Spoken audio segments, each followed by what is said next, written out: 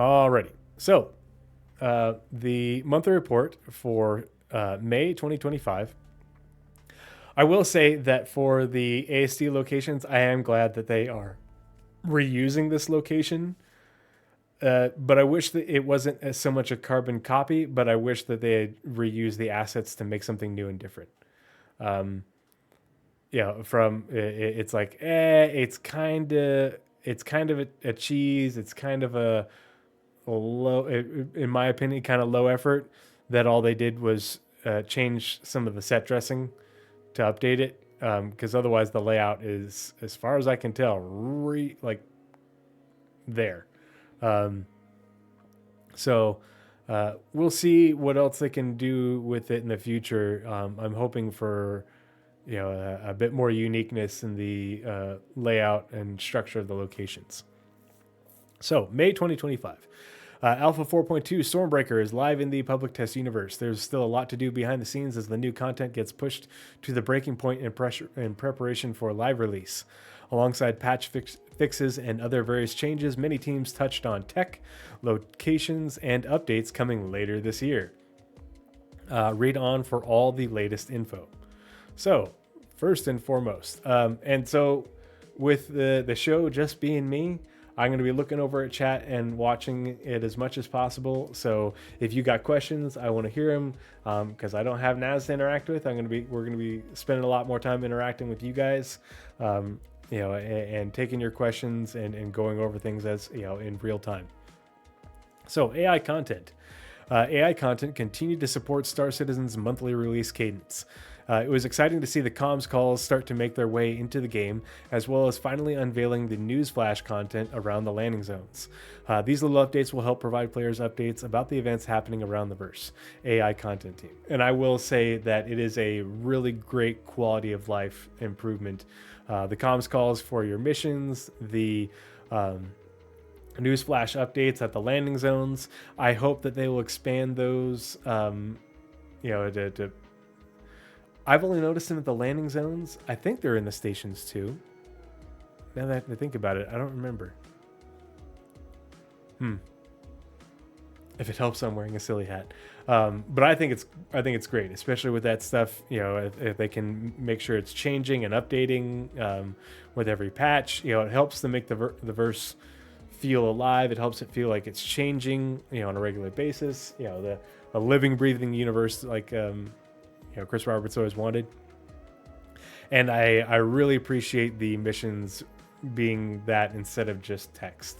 It definitely adds a whole lot to the game, and I feel like it's much more the industry standard at this point. A lot of places still just use text-based missions, but when they have the tools, the technology, and the resources, being able to do voice and facial capture, I think is a really great addition.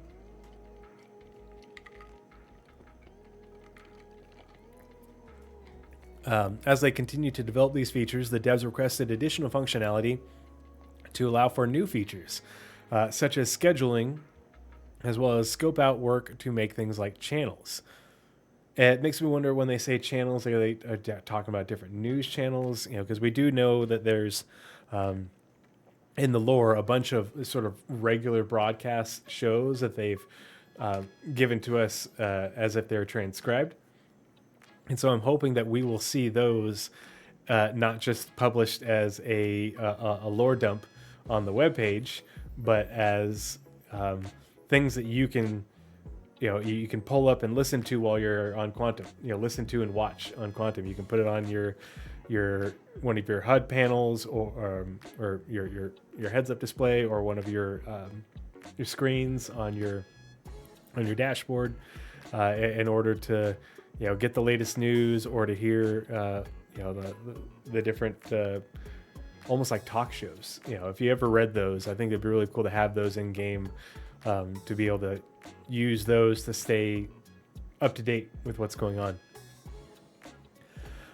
AI content also continued to support the missions team as they integrated new comms content alongside new lines for Wicklow. On larger scale initiatives, the team worked alongside combat AI to devise a new collection of wildline triggers for combatants and how they could or whether they should plug into the proposed line set for generic population NPCs. That'd be really great if they can expand on the wildline triggers for when we're doing missions. Hopefully not just combatants in the future, but when we start getting expansion to the repairman missions, if you're going down into the mines of a below a distribution center and there's other workers, they'll be able to hear more wild lines, especially if they're reacting to things that you're doing. That will obviously have a lot of value to it, in my opinion. The team also reviewed and standardized the trigger list used by behaviors across the game to ensure that there's a single list of context words that everyone is operating with. This will prevent confusion when building behaviors or structuring missions. AI features. In May, AI features ensured human combat is in an optimal state in several key areas: ammo management and behavior, cover usage, first reactions and perception, attack and defend areas, investigations, grenade use, tactics, and medical behavior. That's interesting, because that's been hit or miss on whether that's working for the NPCs. I really hope that they can expand that to include friendly NPCs being able to revive you in the near future, because that's a big feature that we really need in game. Both whether it's just allies coming along with a med pen, but also NPC trauma team, like in the video I made. We really need that in game. The main focus is to stabilize and reach gold standard for each. So a lot of these things have been introduced and have since deprecated or are not functioning reliably. Sometimes they work, sometimes they don't, sometimes they bug out, sometimes they only work partly. So there's a big performance and stability focus to make sure that these things are all working, because you do notice it a lot. I know I notice it when I'm doing FPS missions, when these things break and it's like, oh well, I can tell that this isn't functioning as intended. In pursuit of the above, various issues were fixed, including NPCs looting ammo too close to hostiles. Yeah, maybe don't go loot the body or loot the ammo box that is right in front of the people that are shooting you. NPCs handling light switch disruption. Light switch disruption. I wonder if that changes to lights coming on and off. Or you're reacting to like flashlights, and first reactions triggering simultaneously and putting the AI into an unresponsive state. A bug was also fixed that caused NPCs to incorrectly count ammo and evaluate remaining resources, causing them to loot more than necessary. Can you really loot more than necessary? I don't think that's possible. I don't loot more than necessary. It's not a habitual thing that I really need to get a hold of. Various improvements were made too, including how NPCs select and use cover for shooting. They also made it easier to add new information to the AI weapon component debug and improved the investigate flow to work better over a range of conditions with multiple NPCs at different awareness levels. EFT has taught me to clear the next room before looting the previous room. Yeah. Yes, that is definitely a good idea. Even though your first gut reaction is like, no, I have to pick up the things and put them in my backpack, you should probably make sure that no one's going to come through that door and double tap you before you start looting everything. It might be a safety thing to stop annoying crewmates from constantly flicking the light switches. Let's see, where was I?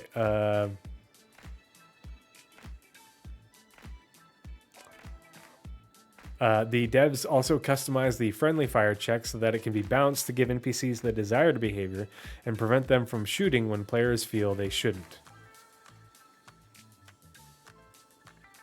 Oh, I wonder if... I hadn't noticed, but I wonder if there's been friendly fire incidents, during missions. I haven't seen any NPCs shooting each other when they shouldn't.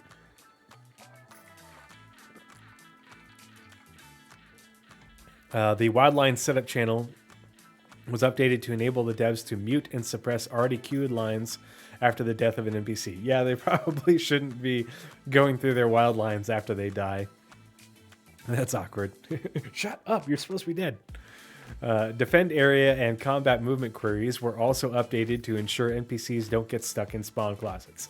This was one I've been dealing with a lot, but I've only been having it with bunker missions in the old bunkers, where the bad guy NPCs won't spawn for the mission, and so I can't do the mission because the good guy NPCs who are defending the location get stuck in the spawn closets and elevators and stuff. So they're stuck just sitting there, which means that they don't move out and the bad guys don't spawn, and then you can't shoot them. So, it's like, okay, well, mission failed. It is also happening at Stormbreaker. So it's something that's been persisting across patches. Yeah, definitely something they need to get a hold of. Because the spawn closets, are a feature, those are game-breaking bugs. If you can't do the content because the NPCs aren't spawning in the spawn closets and they're not allowing the mission to progress, or the mission, just is too easy because no bad guys show up, that's game-breaking. But those spawn closets are also necessary for NPC populations to regulate. That's where NPCs disappear to when they're done doing their working shift. So it's not just for combat purposes. Everything that everything that NPCs are supposed to be doing as part of their schedules is regulated, is impacted by spawn closets not working. You can't have NPC trauma team coming to rescue you and taking you back to the nearest clinic if they can't spawn out of a spawn closet and drag you back to said spawn closet and, fade to black, wake up in Space Station Clinic. So hopefully that's something that they can get a handle of. For example, if too many NPCs are set to enter a 3 meter by 6 meter area, they will get stuck. Oh, man. New tech and features were implemented too, including logic to prevent low to medium priority wild lines from triggering during track view sequences that NPCs are involved in. Logic was also added for switching the aim target location to the visible element of the body while considering aiming priority, torso, then head. Okay.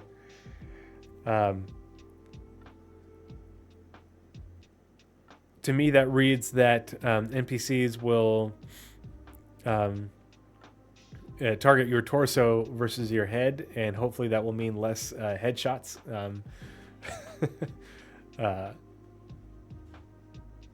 Because sometimes when the servers are on fire, you barely peek your head around a corner and it's just bam, headshot right between the eyes.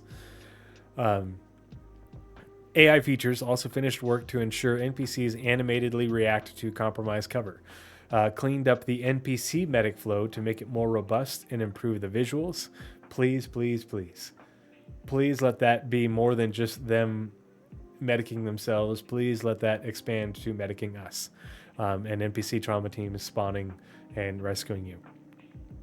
Please let CIG have watched my video.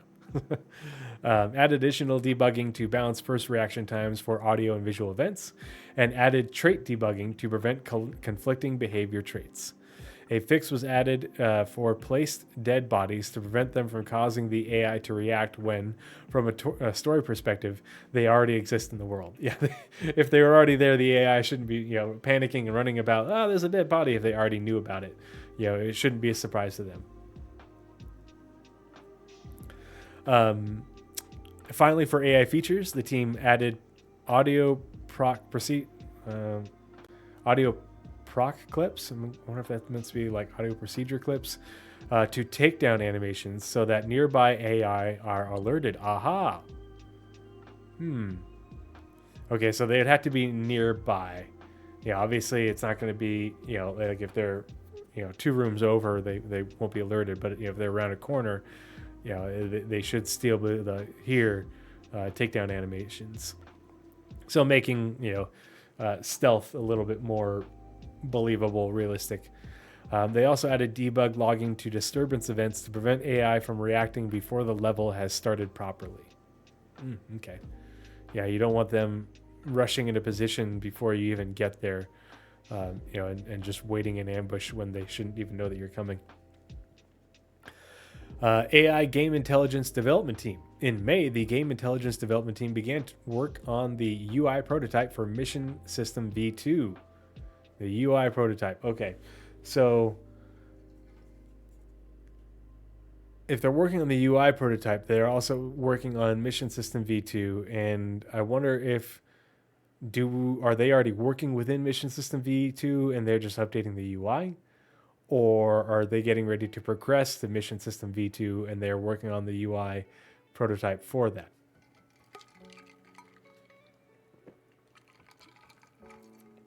North End Trooper, don't let me forget to tell you about this cocktail in a can that I found. It's a Huckleberry Mule.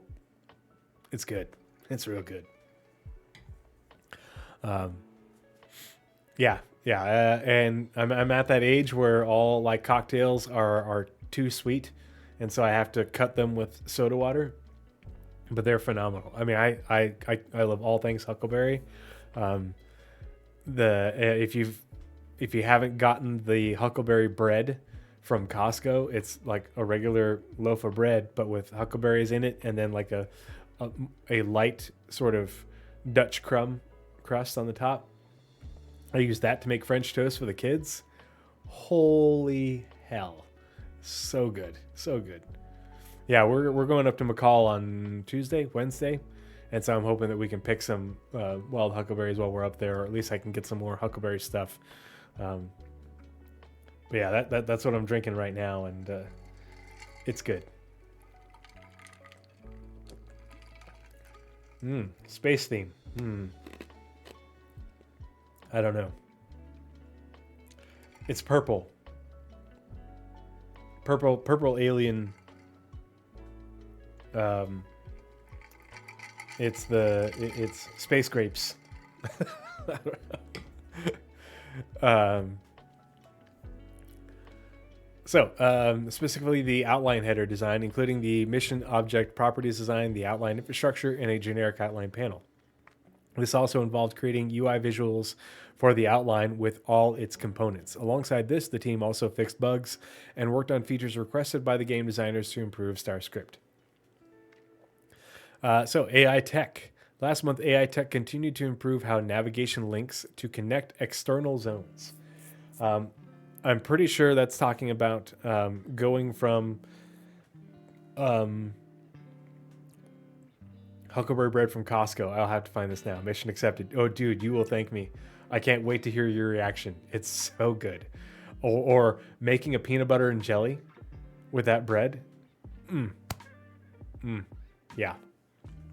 Yeah, definitely worth the trip to Costco. So last month, AI Tech continued to improve how navigation links to connect external zones. So I believe when they're talking about navigation links to connect external zones, they're talking about using it's a navigation link if an NPC needs to go from one part of a landing zone to another via the tram, or if they need to go from one part of a space station to another via an elevator, or any location that uses an elevator or something like that. Because eventually that's part of what NPCs will be doing. They won't just be confined to the zone that they're in. And so they have to be able to transition. Essentially, they use the same pathing system that our star map uses in order to tell them where to go. But it has to be able to give them an instruction to, okay, wait here for elevator door to open, then go into elevator, and then, it will generate the movement for them to go to the location they need to go to, or tell them to get onto the tram, wait for the tram to sit at a seat, because it's part of the navigation link, and then when you arrive at the location, you get up from the seat and you exit the tram. So it's a pretty complex behavior, but part of that is the navigation link system. Yeah, until they fall into the elevator of doom. Citizen Dex, good to see you. Thanks for coming and hanging out. Dex, are you one of our Idaho friends? Sorry, I'm terrible with remembering where people are. But yeah, that it's in Boise. It's at all. I've found the Huckleberry bread at the Boise Costco and the Meridian one. I never go out to the Nampa one, but it's there, and it's man, I love it. I'm getting another loaf because I made a whole batch and I put the rest in the freezer to have easy breakfast for the kids. But I'm grabbing 2 loaves at Costco tomorrow to take with us camping, so I can make it a ton of it on the griddle while we're camping for my kids and all their cousins who are going to be there. So it'll be good fun. Let's see. Oh, you out of New Orleans, same time zone as Astropub, which is why I'm usually watching his stuff. Aha. Okay, cool. Well, if you are ever in Idaho. I don't know if they send it to other Costco's. I just know it's it's definitely here in Idaho, because everybody loves Huckleberry up here because the Huckleberries grow wild up here. But yeah, it's phenomenal. But yeah, thanks for dropping in and hanging out, Citizen Dex. Good to see you. If you guys who are watching right now didn't catch it yesterday, I was on Captain's Table with Griffin RPG and Fastcart from Soul Citizens, along with Paul, yesterday, talking about Death of a Spaceman and medical, and is that plan still viable? What needs to happen for that to work? Clearing up some misconceptions. It was a good chat, so catch that on his channel. The team are currently updating links that utilize motion warp, such as mantle or jumping down, to rely on specific metrics. Okay, so that's the other thing, is navigation links to connect external zones. If the connection from one zone to another, if the logical connection is mantling or using a ladder, that also utilizes the navigation link system. It's not just the transport system, but that's another one ring system for telling the AI how to get to where they need to go. To rely on specific metrics which will enable them to be utilized by different categories of creatures. Oh. Okay. So, the Copion will be able to jump down and bound down rocks and stuff, or other things will be able to mantle up a wall to get at you. That sounds terrifying. Oh, God. Oh, I'm safe up here. They can't climb up that. Oh, they're climbing up the wall. Oh, God. I'm going to get 8. Updates were also made to the chase movement request to allow multiple destinations around bigger targets, like ground vehicles or apex creatures. Ah. Interesting. NPCs chasing apex creatures, NPCs chasing ground vehicles. Things are going to get interesting. Spicy.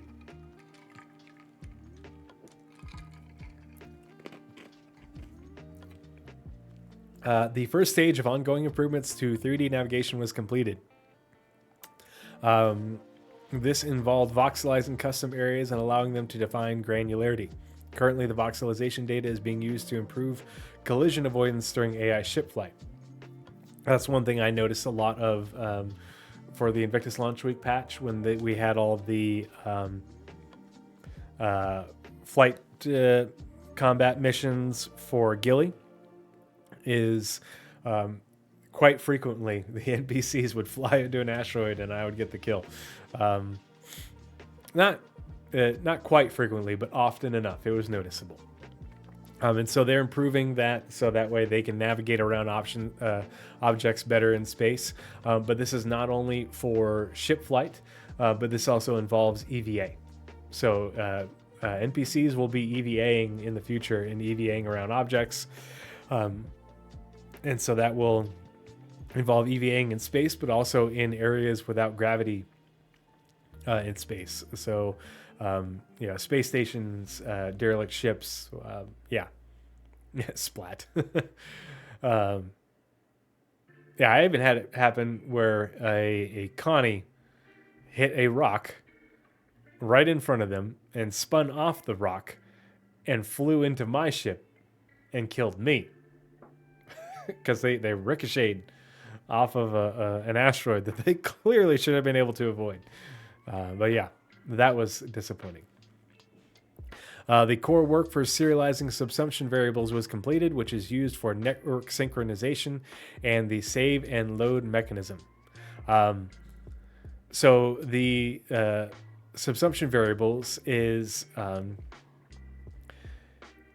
what will allow the state of things to be transferred between serializing the subsumption variables makes it more efficient and more reliable to synchronize the state of things across servers and across replicants, aka individual replication layers. It also allows for things to stow onto the entity graph when they despawn, or when they're no longer being simulated on a server because players leave, and unstowed in the correct state. So that's a really good thing. This is part of, when you think about things, one of the things that screws up NPCs and causing them to stand on chairs and T-pose and stuff, it's because they are not being loaded back onto the server. Their entity state is not being loaded back onto the server appropriately because it wasn't stowed accurately, or the data was corrupted during that process. And so that's what they're doing with serializing the subsumption variables, is allowing things, anything to do with NPCs and AI to sync better across the network, and also to save and load, stow and unstow better. So this is what will make it for pardon me. So if you can imagine a large-scale space battle, or even a large-scale ground battle, and you've got multiple servers simulating a whole bunch of NPC ships or a whole bunch of NPC characters involved in it doesn't have to be a battle, but we'll use that as an example. That information has to be transmitted not only across servers, but if it's big enough, it has to be transmitted from one replicant to another accurately and at the right time. It has to be synced up appropriately in order to improve desync in a large scale environment like that, but also to even in small scale, because the server is simulating what a ship or an NPC is doing, and that state of them is handed off to the replication layer, which then hands it to you, and that's how you see it. So whether it's a single server all the way across multiple servers, like if you remember the demonstration for server meshing that they did a couple of years ago, where they were kicking things across server boundaries,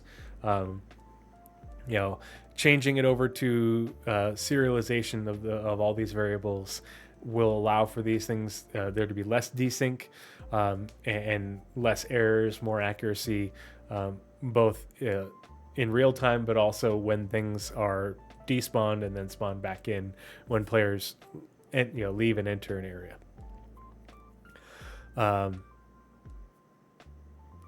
So long story short, really good thing. For the subsumption conversation feature, a clustering algorithm was added to split participants into more meaningful groups.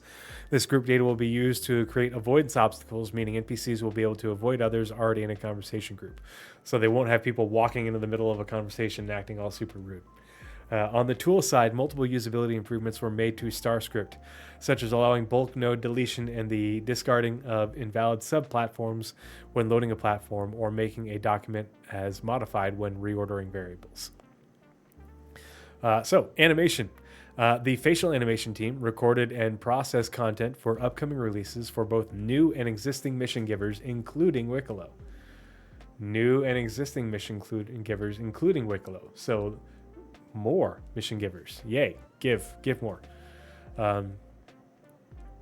So, and existing mission givers, so ones that we already have. Did we just become best friends? Yep. Hey, Victoria, thanks for the 12-month the sub. Thanks for coming and hanging out. Hope you're doing good, buddy. Good to see you yesterday while we're doing Captain's Table.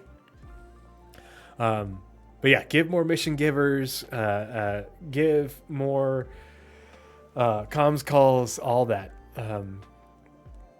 They also continue to provide new voice packs that will populate generic NPCs throughout the verse and began supporting the recently added Newsflash content. Animations were developed for an upcoming creature too. For upcoming creatures. So because they didn't name it, it wouldn't be the Valkar. We already knew about the Valkar, I think. So we're going to be seeing even more creatures other than what we just got. Because we already knew about those, I think. So when they talk about the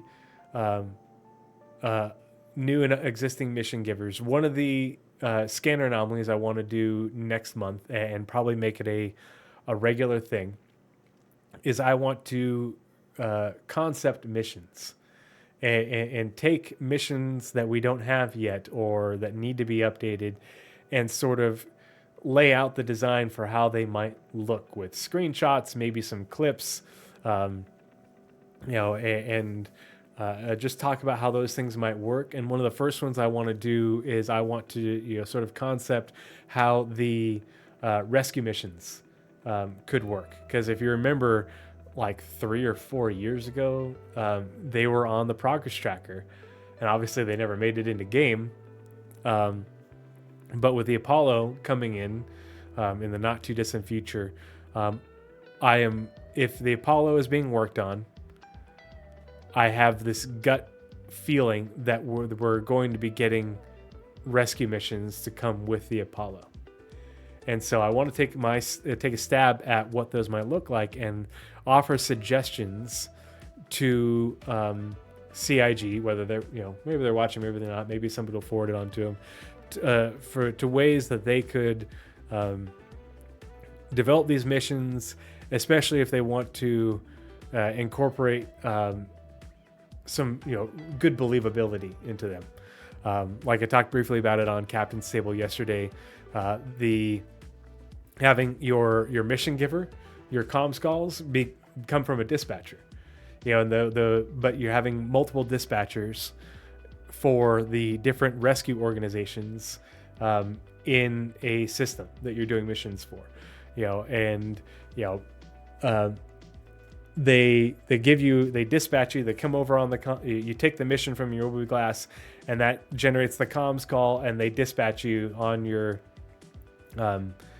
MFD to tell you what's going on, to say, hey, thanks for taking this call. We've got a Delta level call at this location. It's unknown if there's hostiles still in the area. We have 3 confirmed casualties with unknown injuries. Approach at your own risk, that sort of thing, and give you a little bit of guidance about that in the comms call, and that way they could record it, so that way there's different variations based off of the nature of the call, whether there's enemy in the area or other hazards, like if like, hey, there was there's an incident at this distribution center. I'm being told that there's hazardous weather, around the area. Use caution when approaching the distribution center. And you have variation on whether how many patients there are, or you don't, or it's if you do how many there are, 1, 2, 3, 5, something like that. The severity of the injuries, essentially giving you a brief 9-line, a mix of like a 9-line / civilianized dispatch that tells you the basics of what you need to know for this rescue mission that you're going to go do. And that way you can decide how you want to go do that mission, or whether it's time sensitive, how time sensitive it is, those sorts of things that would really immerse you in the experience of being, a rescue worker and an EMS provider in the verse.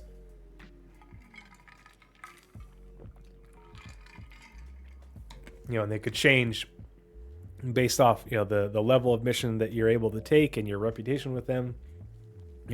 Oh, we're so glad you took this one. We really need, we really need some of your experience on this call. We've got a mass casualty incident at the space station. It could get really cool really fast. Anyway, I digress. Pardon me. Character art. So May saw the character art team progress with new creatures, multiple, so boy. A heavy armor and gameplay rewards. Was it the heavy armor? No, it's the new utility armor that got delayed. We'll read about that in the Roadmap Roundup. They also kicked off a light armor. The concept art team prepared handoff sheets and explored future in-game armor rewards. Yay, more in-game rewards, especially FPS gear, and especially as they continue to differentiate the FPS gear and get us towards what they talked about at CitizenCon. Ship art. As usual, May was extremely busy for the vehicle content teams as they supported new releases, progressed with upcoming vehicles, and kicked off projects for the next year or so. In Europe, 4 unannounced ships progressed. The first officially entered production, while the second progressed towards its upcoming white box review gate. The third continued down the production pipeline, with the artist currently awaiting feedback from the Laud Zero review. The fourth received considerable attention during its white box phase, particularly around the cockpit entry requirements, as it will receive entirely new enter and exit animations, something rarely done to this level. Something very bespoke in terms of entirely new enter and exit animations. That'll be interesting to see how that comes to pass. For already announced ships, the Anvil Paladin progressed through Great Box, benefiting from the recent work on the Asgard to help speed up its creation. Yay. Yay. Yay. I'm hoping that this means that they are continuing along the Anvil backlog, Paladin, and then since we heard a little bit about the work on hacking, maybe Legionnaire after Paladin.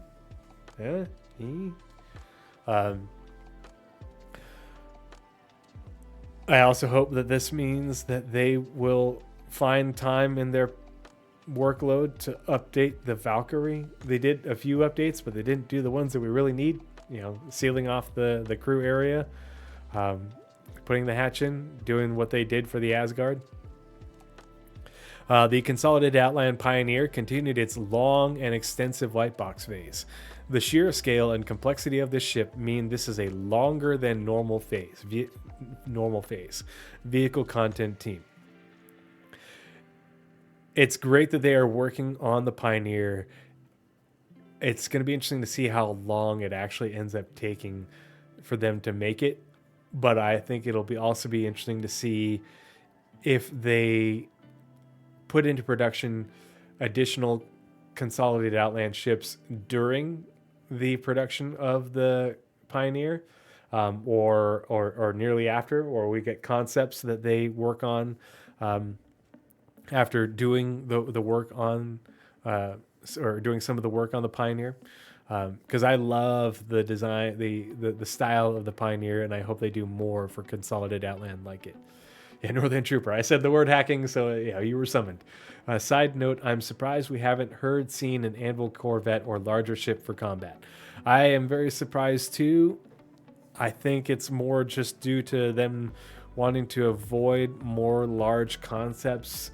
And I'm, again, just hoping beyond hope that the work on Anvil will mean that also that after the Legionnaire goes into production, that they'll tackle the Liberator next year And maybe once Liberator is into production, we'll get a large anvil ship. Because obviously it's just a whole bunch of mediums and smalls besides the Carrack until the Liberator comes out. Then, after a short pause to help close out the Invictus ships, work resumed on the Ironclad with a focus on blocking out every room with the appropriate Drake kits. This is going to be interesting to see how quickly they can get the Ironclad put together based off how much is able to be reused. But also, the Ironclad is meant to have, correct me if I'm wrong, but the Ironclad cockpit is meant to detach just like the Cutlass one is meant to detach. So if it's going to release, it should have that feature when it releases. Am I remembering right? I should know better because I own both of them. But it's been so long. Not like terribly long, but been long enough. Yeah. Hold on. Yeah, Caterpillar detaches, but the Drake Ironclad trans. There we go. I was just looking at it the other day. Yeah, the Caterpillar is supposed to detach, but it doesn't yet. But I remember them talking about this during the Q&A. Yeah, detachable command module with one size 2 remote turret. So, if the Ironclad is in production and we have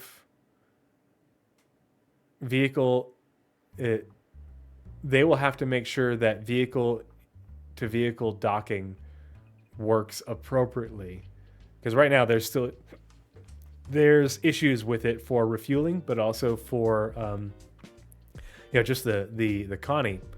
It does not work it doesn't work reliably, at least in my experience. I haven't done it recently. Yeah, ship to ship docking.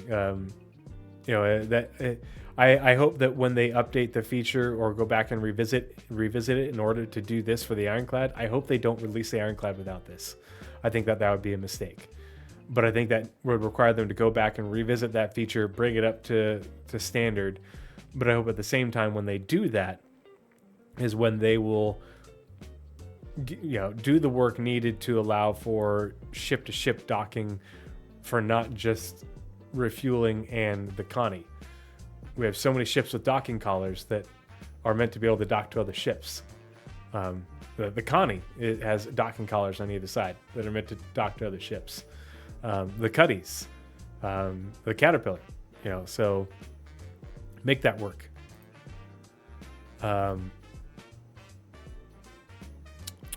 Oh yeah, okay. But yeah, it'll be interesting to see how quickly the Ironclad can progress through development.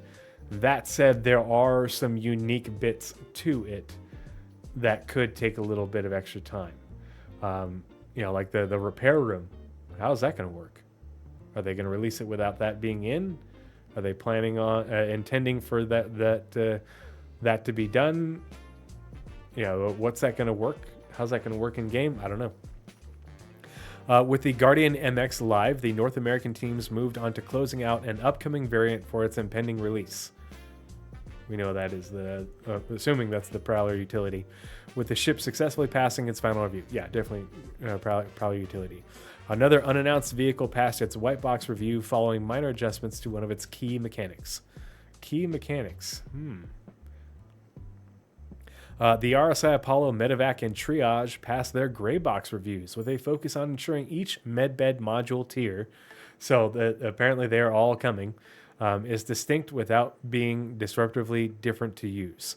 And so it sounds like each module, it's not just swapping out the beds and each one fits in the same module, but you swap out the whole module. So they don't want it to be being... each medbed module tier is distinct without being disruptively different to use. And I hope that this will help define the differentiation more between the different med beds, so you have a better idea of what you're getting into and it rewards people for knowing the different beds and how they work. The RSI Perseus continued through Greatbox, ready for its gate review early this month. So it's getting ready to hopefully pass its Greybox gate review and move on to final art, which will take several months. But here we are. We're nearing the end of June, third week of June, and this was May.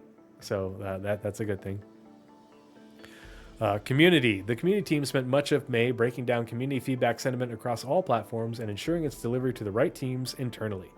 The team published the save the date announcement for Invictus Launch Week 2955, as well as providing Spectrum support with an informative guide and FAQ. Just to remind everybody, a lot of what the community team does is they I don't want to use the word troll, but they sift through everything in Spectrum and on Reddit and other things and forward sentiment and posts and questions to the appropriate devs.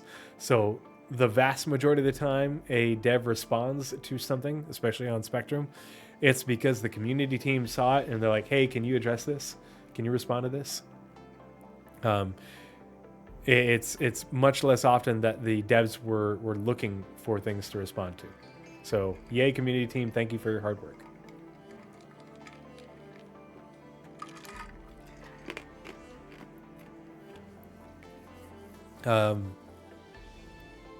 They also advised the community of the new opportunity for interest owners to name their ship.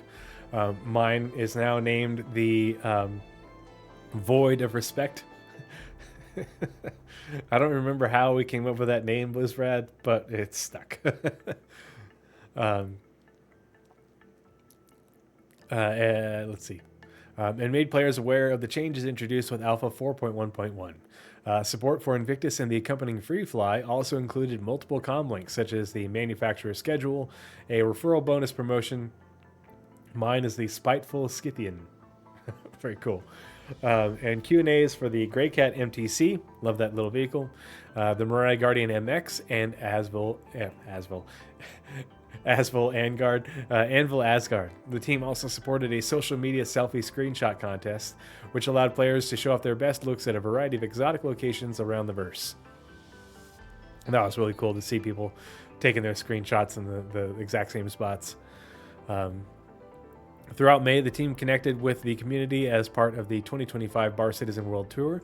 This included venues in the United States, Korea, China, Spain, Germany, and France. The team published an invitation to the upcoming International Bar Citizen Weekend 2025 and have plans to visit additional locations throughout the year. Correspondingly, submissions were announced for the CitizenCon Direct watch parties that will pair the camaraderie of Bar Citizen with the energy of CitizenCon. The team is currently deep in planning for this year's event, which is shaping up to be a fun one. Finally, alongside evergreen tasks such as This Week in Star Citizen, the bi-weekly roadmap updates and roundups, monthly reports like this one, and the monthly refresh of the Arena Commander schedule, the community team supported the epic conclusion of the System 7 race series presented by Atmo Esports. Some good information came out of the Beijing Bar Citizen. That said, trust but verify, difficult to verify, but interesting things to hear coming out of there. And Puppet, one of my community members, was at the Bar Citizen in Manchester recently and got to talk to Chris Roberts himself. And he did a short write-up on that. So if you're interested in that, hop in my Discord. You can ping myself or Puppet. I pinned it in the Star Citizen discussion channel. It's a good read. Pardon me.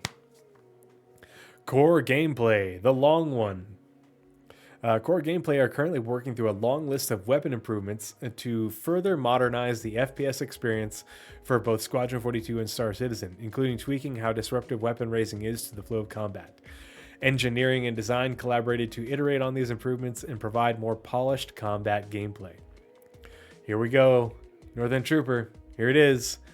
Work on hacking continued, which involved highlighting suggested abilities to certain gameplay situations. It continued. So it was happening, and they're continuing it. Abilities are also now disabled when they're not applicable in certain in a specific situation to better explain hacking gameplay. God, I got the hiccups from my cocktail. The hacking terminal now also supports color-coded terminal output for better clarity. We deserve a hacking ISC. We absolutely do. We deserve a hacking ISC like they did for engineering 3 different times. We need at least one. Because it's been sitting on the shelf collecting dust with no updates for 4 years. And we, we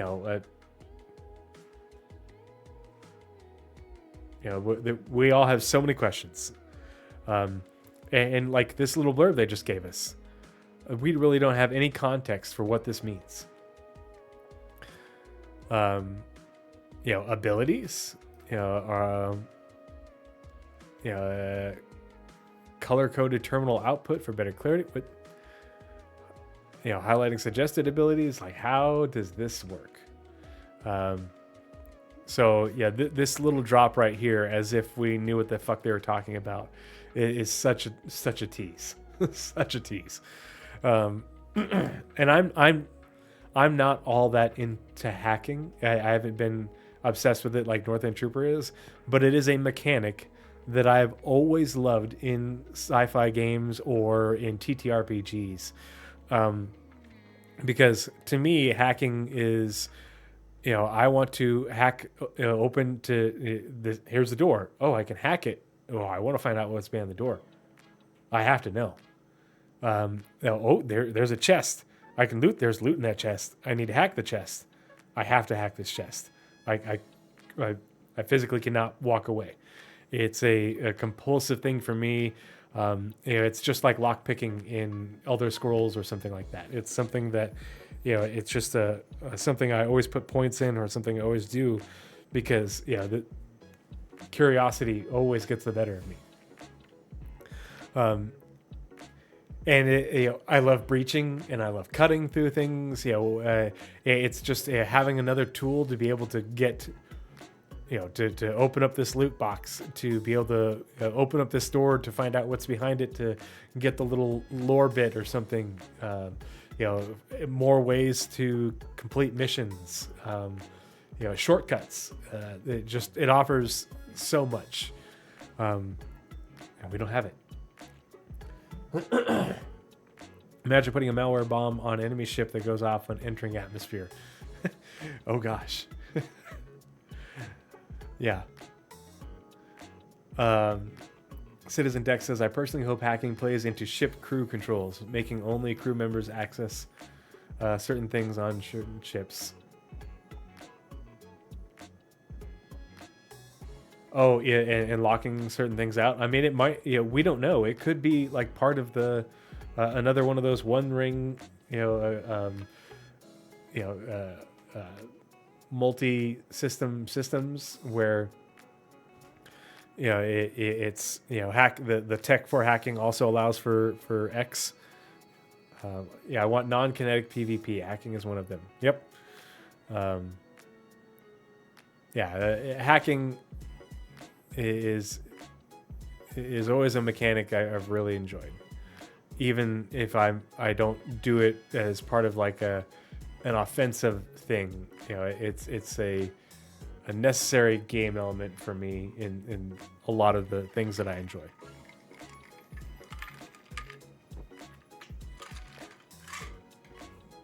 It would also be a really great way to add more flavor to engineering or repair missions. Hey, this system went down. It isn't broken, but the software is fucked. Or somebody, put a virus in it. Okay, well, we need the air recyclers back up on the station. Otherwise, people are going to die.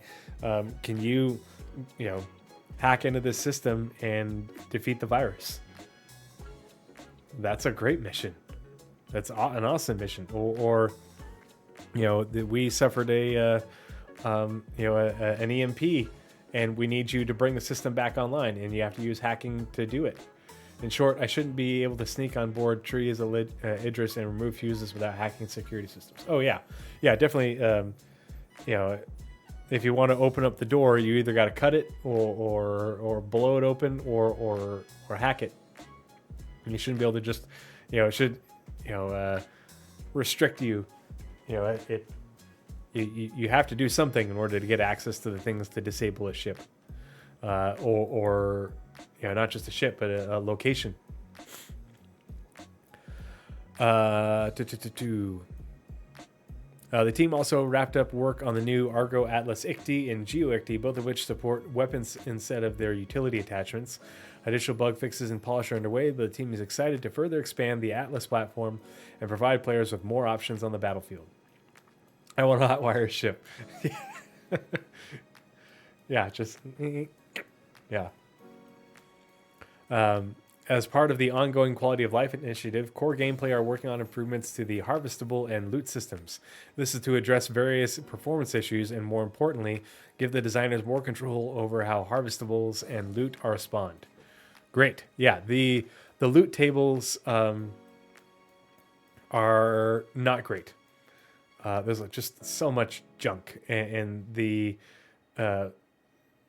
junk being non-contextual is kind of annoying, and I know it's something they wanted to work on. But who harvests anything?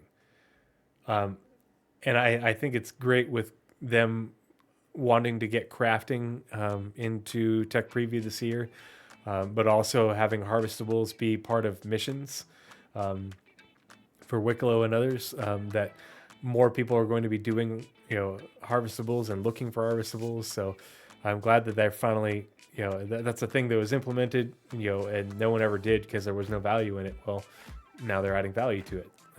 So it needs to work. I like how they do it in the movies. Yeah. This is to address various performance issues and, more importantly, give the designers more control over how harvestables and loot are spawned. For Alpha 4.1.1, the devs enabled the ability for players to quantum travel to their own vehicles, which was received positively by the community. It is a great feature. I've really been enjoying living out of my Idris, even when I'm playing solo. But there are some issues with it that I hope will get addressed soon. The devs have confirmed it, but like your quantum travel point back to your for me, my Idris, it doesn't persist through play sessions. So if I bedlog on my Idris, I then have to, when I log back in, if I leave it, that QT point isn't there. I have to store my ship and unstore my ship. So I have to go dock at a station or land at in a hangar, store it, and then unstore it for it to work again. The same thing if your spawn point. You have to you have to frequently update your regen point on the Idris if you want it to work. Which is important because it's the only ship with a tier 1 bed. So as far as I know, there's no range limitation to it. Item recovery is currently progressing with tasks for tier 1 progressing. One of the things that I brought up for Death of a Spaceman is to encourage people to wait for rescue as part of Death of a Spaceman and being downed. It is if you press backspace when you're downed, and okay, that simulates an NPC coming and rescuing you and taking you to the ER. If you press backspace and you don't wait for a friend, or if you weren't playing with friends, you're playing alone and you got down, or you don't want to pay the money to have NPCs come and revive you on scene because it costs too much, I think that should allow your body to be looted. But if you are downed and there are players about, or even if there aren't players about, and you wait for NPCs or players to come and revive you on scene, where you're downed, your body is locked. It can't get looted. And I think that's a good way to incentivize people to play together, is to avoid that friction, to allow for them to, not have to backspace and wake up in a clinic and then have to travel back. It's like, okay, well, I will wait a couple minutes to get revived because my friends are going to finish this firefight. and then or I will pay the money because I don't want to have to start come all the way back to this mission location, and I don't want to run the risk of a player looting my body in the meantime. I will pay the money for NPCs to arrive on scene, spawn out of a spawn closet or whatever, revive me, and then I can go on about the mission, or I can be like, okay, I've got injuries, I'm going to go back to the hospital, or they can take you to the hospital. No, Stark's realities. That's not the intent. If you backspace out of downed, it's not meant to be regen. Backspace from when you are downed, and you what Richard Tyrer literally said is you give up the ghost, and NPC, law enforcement or rescue come and take you to a clinic. That's part of their plan. It's meant to reflect how things happen in real life.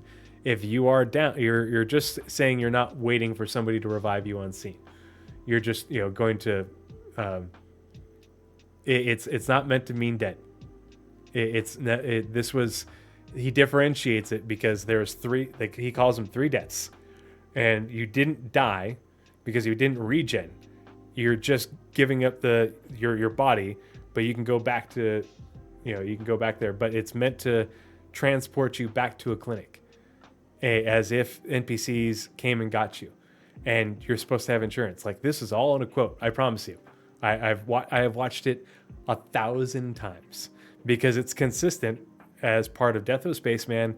It's consistent with regeneration because they said it in like the first few sentences about regeneration. That's the plan. They don't want you to be dying constantly. They want you to be downed and get brought back to a clinic as if you didn't die, because that's the whole point of having 30th century medical and all this protective stuff. They don't want you dying. That's why the game is different.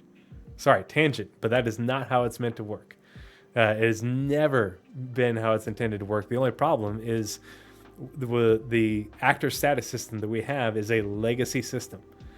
And it cannot differentiate between you dying and being regened or you respawning as if you fade to black and some NPC EMTs come and pick you up and take you to the hospital. But they want it to reflect how it is in real life, where, okay, you faded to black, but someone came and got you, and you woke up in the hospital and you got your stuff. But it is never meant to be where you're going to backspace and you die.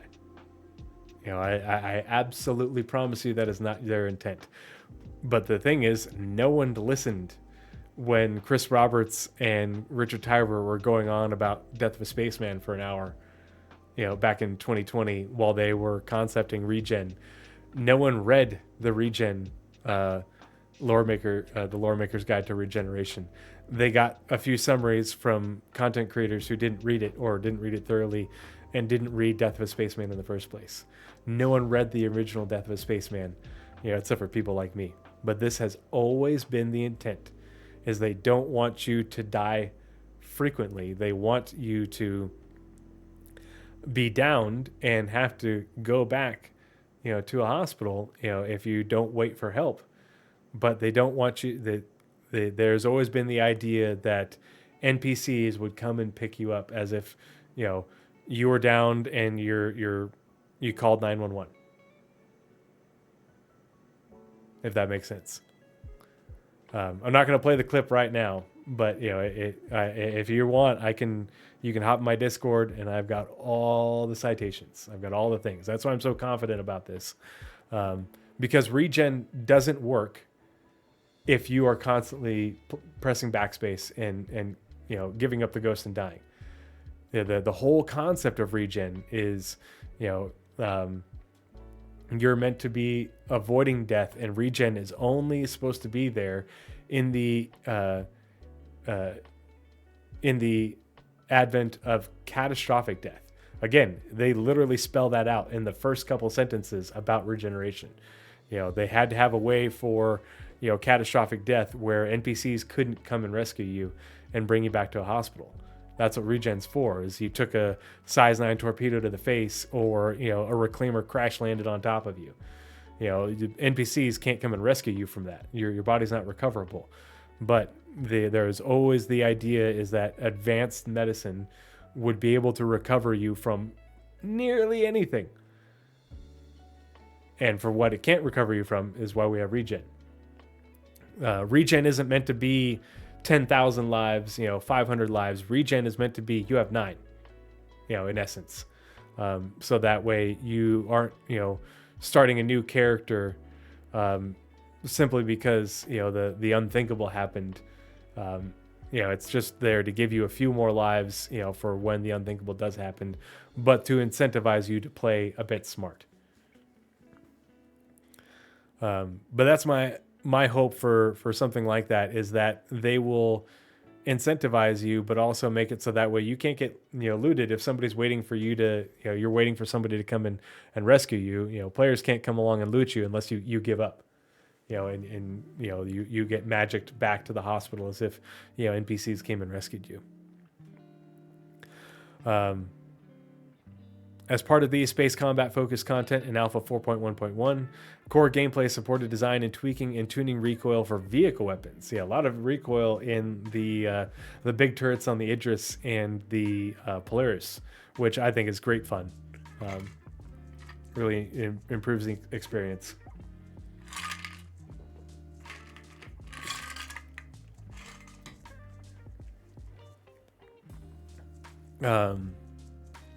As an additional stepping stone toward the new vehicle radar and scanning system, and just to remind everyone, radar and scanning is a holistic feature.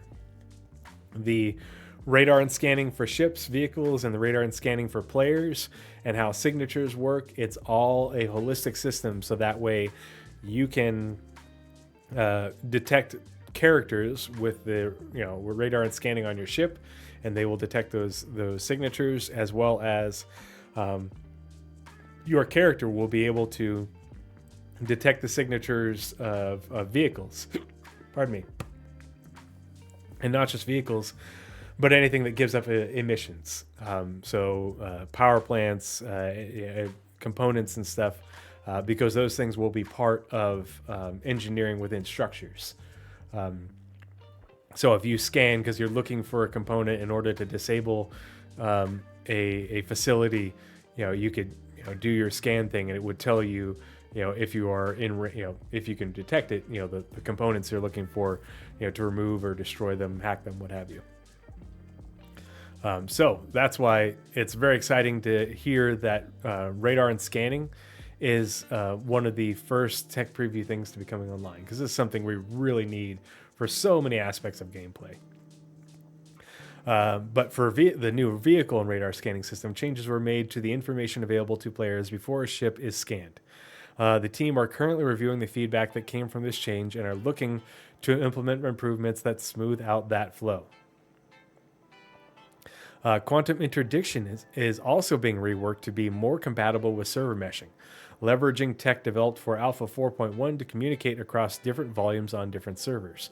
This rework is primarily about reliability, not the mechanic itself. So the way you interdict someone isn't changing, but just making it work more reliable and having it function and be compatible with server meshing is what the rework is about. We recognize that there's an imbalance between lawful and unlawful gameplay and want to ensure players on both ends have the tools needed to contend with the other. The recent work on control services reached a major milestone. Oh, that's the other thing. So quantum interdiction, along with radar and scanning and the new QT system, is going to change piracy and unlawful gameplay a whole lot. If you can imagine that your quantum interdiction bubble could be dramatically larger than it is now, and you don't have to be able to see ships or be able to even have them within radar range, but your bubble could be such that you could interdict them. It would tell you that you've interdicted something, and then you have to scan for where they are, and then you quantum boost to where they are, in order to get there before they can make their escape. So that's how that mechanic is eventually intended to work. So that way you can, pull people out of quantum farther away, to make it more reasonable rather than just being, having to be like right on top of them for it to work. The recent work on control surfaces reached a major milestone. Yes. With most of the atmospheric flight model behaviors now in first pass implementation. As part of this, ships will now more accurately reflect the expected flight behavior based on lift, drag, angle of attack, and other factors. Thrusters currently activate smoothly to compensate for different atmospheric densities, while hovering feels more natural. I cannot wait to see this implemented. I hope they tease this for us at CitizenCon, if not more sooner. Because we're actually going to watch a part of that CitizenCon clip from a couple of years ago when I talk about dropships. The core gameplay team fixed numerous issues related to cargo crates intersecting with each other alongside the ability to retrieve multiple vehicles from a hangar. So some people have been speculating that this is what was needed to allow the Atlas and such and the Icties be able to come up from freight elevators. But I think that's not how this reads to me. To me, this reads, if you go into your hangar and you go to the pad, it will show there's a point in the middle of your hangar that is the center point where your ship spawns on it. And if you remember, when we had the old hangar module, if you were there were multiple points on the hangar floor where you could spawn ships based off of how big they were. And it seems like they are trying to bring that back. So in your extra large hangar, you could, spawn, have, it could be big enough, and I don't remember the dimensions, but I'm just spitballing. But it could be, you could have, a single extra large spawn point in the middle, or maybe 2 large spawn points, like this, staggered or left to right, or 4 medium spawn points. So that way you could bring up 4 medium ships. You could bring up, a medium ship and, some small vehicles, or a large ship and some small vehicles all on the hangar. This could be related to vehicle and vehicle spawning. The little item port bubbles. Yep, exactly. We don't know exactly, but it reads to me more like what we used to have in the hangar module.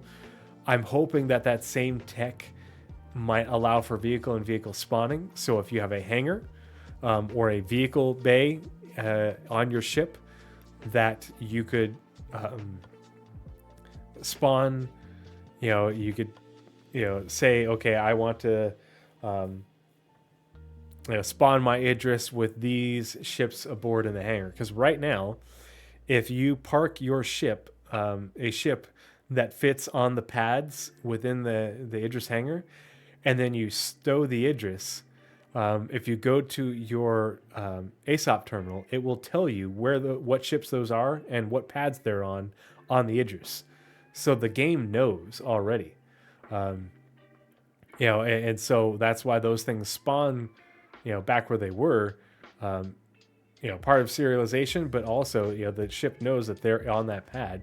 So in theory, with this tech or an expansion on it, you could tell it, be like, okay, I've got these 3 pads on my Idris. I don't care about, if it sits min-maxing, 20 ships inside the hangar of my Idris. I just want to put 3 things on the pad.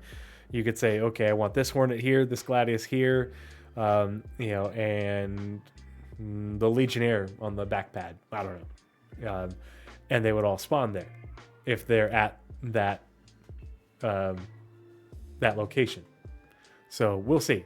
I think that's something that's desperately needed, because that's a huge point of friction for getting your base ship, or even a ship like you want to put your Ursa in your Valkyrie. Or put your Icties, in your Asgard. All that. It would speed that up an awful lot. The players also now receive a warning when their ship accumulates distortion damage. For upcoming gameplay, medical beds now heal radiation damage, so we know that's in 4.2. A patch was also done to ensure players receive proper visual feedback on radiation in the environment.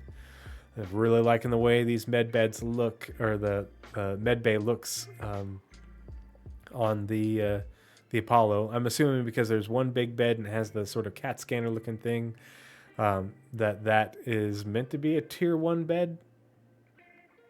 We'll see. There's only one of them unless there's another one off screen, but I believe that's meant to be a tier 1 bed like the one on the Idris. I really would prefer if the Idris only had tier 2 and tier 3 beds. I feel like tier 1 beds should only be on dedicated hospital dedicated hospital ships. I think that would encourage the use of hospital ships and encourage the use of medevac, and allow for a lot more use of medics to treat symptoms until people can get to a hospital ship or get to an appropriate hospital, especially with tier 1 injuries meant to be fairly infrequent, but significant. So we'll see. The transit rework. This is a big deal. Internally referred to as the transport system, continued toward the first playable version for internal validation. So first playable version for internal validation. Still a long ways to go. The team moved transport from push system to serialized variables, again, to allow for things to stow and unstow, because that's the state of elevators and trams when players are not around, needs to save appropriately, and it also needs to transfer between servers, and even between replicants appropriately. So based off player population, you could say IAE is going on at New Babbage, and there's so many people there that you might have to have multiple replicants, not just multiple servers handling New Babbage, but maybe even multiple replicants breaking up the different entity zones across multiple servers in order to keep it working right. Well, the tram system has to communicate from one to the other. And so by having the variables for the trams and the transport system be serialized, it should make it work more appropriately in the way it transports you from server to server, and eventually from not shard, but across replicants, from one replication layer to another within a shard, if that ends up being a thing. But at least from server to server, because the idea is that a space station could be a single replication layer and have multiple servers simulating it because there's so many people there. Well, if you're going from one server to another on the elevator, you being on that and the state of you being on that needs to get handed off from one server to another accurately, and not have desync and be more reliable. And that's why what this transition is for. From push system to serialized variables on the transport manager for improved reliability. To validate the new system, design trialed the transport system in the New Babbage Habs. Here we go.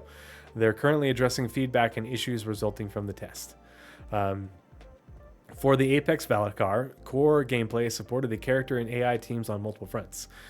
For example, irradiated Apex Valakar projectiles will now spawn hazard volumes that damage the player over time. The Apex creature also spawns a molehill wherever it exits or enters the ground. FPS radar and scanning also progressed. Hell yeah. The devs can now specify if contacts should remain visible for extended periods after they have been first scanned. That'll help reduce clutter, which is useful to designers in curated situations.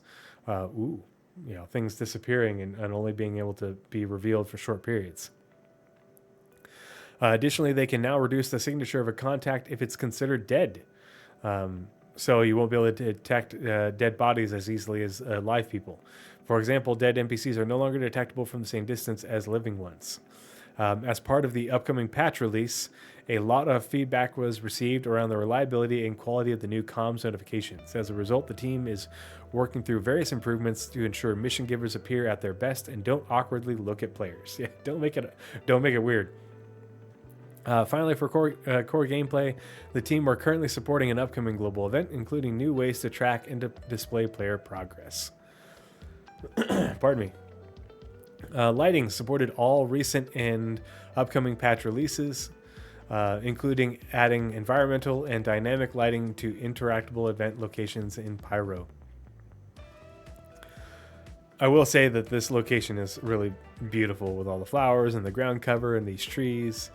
The locations team continues to support the ongoing monthly content releases. Last month, there was a particular focus on Invictus launch week, with the devs looking forward to releases in July and August, alongside updates to Wicklow. Remember, Jared said during the Invictus launch week that he was really looking forward to the July patch.